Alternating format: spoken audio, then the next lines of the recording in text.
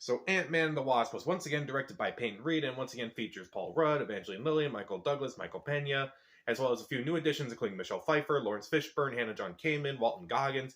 And it's about Scott Lang after the events of Captain America Civil War, where in that movie he went to Berlin to help fight with Captain America, to fight Iron Man and such. And then he was placed under house arrest. And days before his house arrest is over with, Hank and Hope return to ask him for his help with a mission. They think Janet is still alive down in the quantum realm, and they ask him to help them with that. But a bunch of new villains come in, including Hannah John Kamen, Walton Goggins, and insanity ensues. So this was a movie that, when it was coming out, I was definitely looking forward to it. I thought the first Ant-Man movie was going to be bad because of all the drama behind the scenes, but it turned out to be a really fun movie overall. And I was definitely looking forward to Ant-Man and the Wasp, especially like with all the new additions, like Michelle Pfeiffer and Lawrence Fishburne. It's like, where could this movie go? Where could this movie go? And I remember seeing this movie back when it came out in 2018 and rewatching again now, I had the same feeling. It was not as good as the first one. It was definitely disappointing. Is there anything that does work? Well, the acting is still fine. Paul Rudd is still really good as Scott Lang. Evangeline Lilly's really good as Hope, and Michael Douglas is also really good as Hank. And among the new additions, the only one, unfortunately, was Randall Park. And I say that because I feel like with all these new additions, it feels like it should be. I feel like I should enjoy their performances now more. But Randall Park in this movie, he was really good. He was really funny. And I'm glad that he's getting more opportunities in the MCU because of it.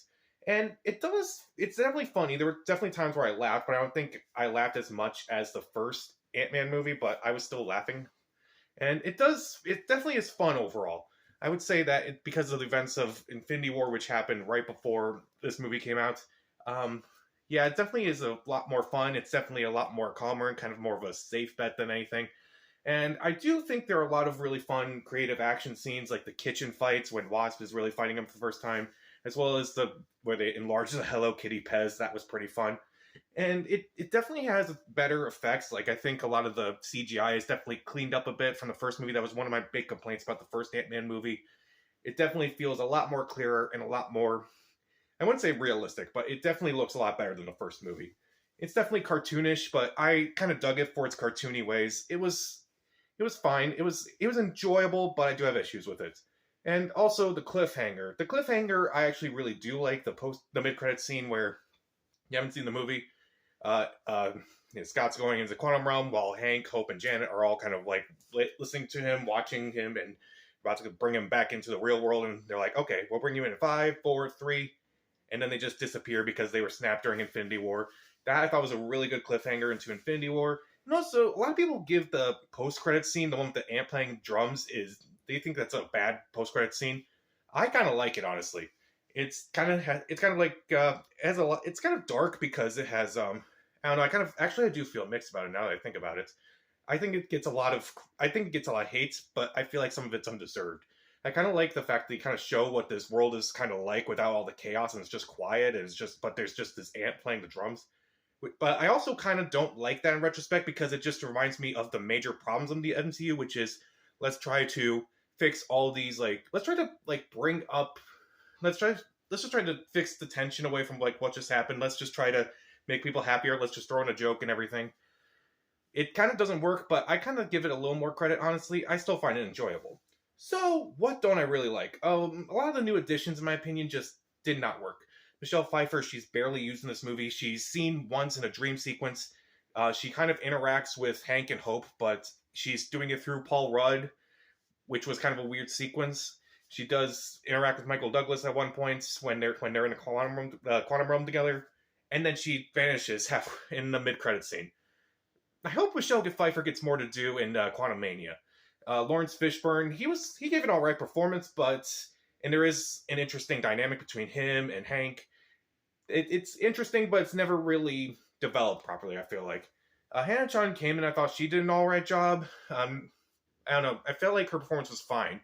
No one really shines in this movie, unfortunately. Walton Goggins, on the other hand, I said in my Ant-Man review that I thought Corey Stoll did the best he could with what he had for that performance. And Walton Goggins, I feel like it's the same, but the difference is that Corey Stoll was the main villain for that movie, whereas Walton Goggins is kind of a addition to the movie where he kind of just didn't need to be in it.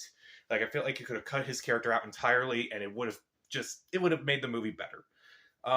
again, it's just not as fun as the first movie. Also, I don't really like that Michael Pena.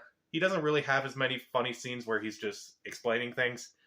I didn't expect. I kind of just there was only one, and I was disappointed that there was only one. I figured there was going to be at least two in this movie, but it's got a different tone overall. It's definitely has a little more of a serious tone than the first Ant-Man movie, but they're still trying to be fun and funny and kooky and such, and it doesn't always work in my opinion. Like there's also a scene where Scott, Hope, and Hank are all tied up, and Ghost and Lawrence Fishburne's character, they're explaining their plot, and it's all evil and sinister. Then all of a sudden, uh, you have Cassie calling Scott, and it just doesn't work. And then it just doesn't work for me. It's not a funny joke when I'm trying to think this is a serious situation. I should care that these characters are trapped in a situation. I hope they get out of here.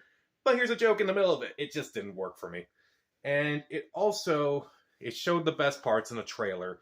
Like as much like with the first Ant-Man movie, yeah, you kind of saw Thomas the Tank Engine in the trailer, but you didn't see it, expand to it. You didn't see it grow at all. That was a surprise for the movie. Here, there's not really that many big surprises. Okay, you see the salt shaker grow bigger, or you have the Hello Kitty Pez dispenser grow bigger. The biggest surprise is that at one point Scott enlarges himself. That would be really amazing if we didn't see that in Captain America Civil War first, where that wasn't spoiled. So, and also, I also felt like there were a couple things that kind of just annoyed me. I try not to nitpick plot holes in a movie, but here it's kind of noticeable. So obviously they can throw these reactors to make things grow or shrink or something. But I'm just curious, like when they're in cars at one point, like how do they shrink? Like how do Hope, Hank, Scott, how do they all shrink? It just doesn't really make sense unless they're already like if they wear the suits to shrink themselves. Is that how that works? Because they don't explain it in the movie. And if that's the case, how does Michael Pena shrink? Because there's a scene because for the final fight, he's shrunken down to the size of an ant as well. How does that work? The movie doesn't really explain it. For a movie with scientists, you would think they would explain things. Oh well. And also something else that kind of pissed me off with this movie was that they kind of treat Scott like an idiot in this movie. Now in the first movie, I kind of saw him as like a MacGyver. You can see like how he's kind of like a criminal, how good he is at being a criminal. I kind of saw him as like this MacGyver who could like take things out of random household objects and kind of just do things randomly. And he showed that he can use a suit just as well as Hank could, even though he didn't have as much time with it. Here, he's kind of used as a guinea pig throughout. He's kind of just an idiot throughout the entire movie, and I just felt like that was such a disservice to his character, and it just kind of annoyed me.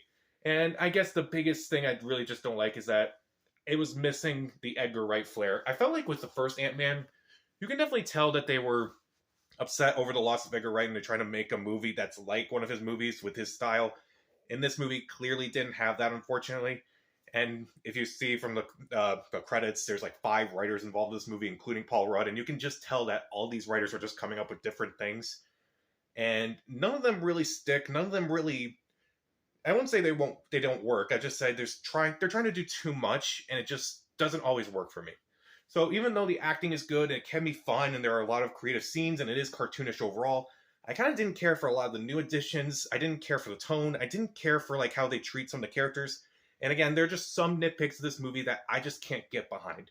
And I wish they didn't show the best parts in the trailer, but I'm still looking forward to Ant-Man and the Wasp: Quantumania. I want to see where they can go with this. So I'll give Ant-Man and the Wasp, I'll be a little nice and say 2.5 out of 4 stars. Stream it. It's fun, but try not to think about it too hard. Think of it as a cartoon. So, what did you think of Ant-Man and the Wasp? Also, what's your least favorite Marvel movie? Comment down below, subscribe to the channel. This is Pat. Stay safe.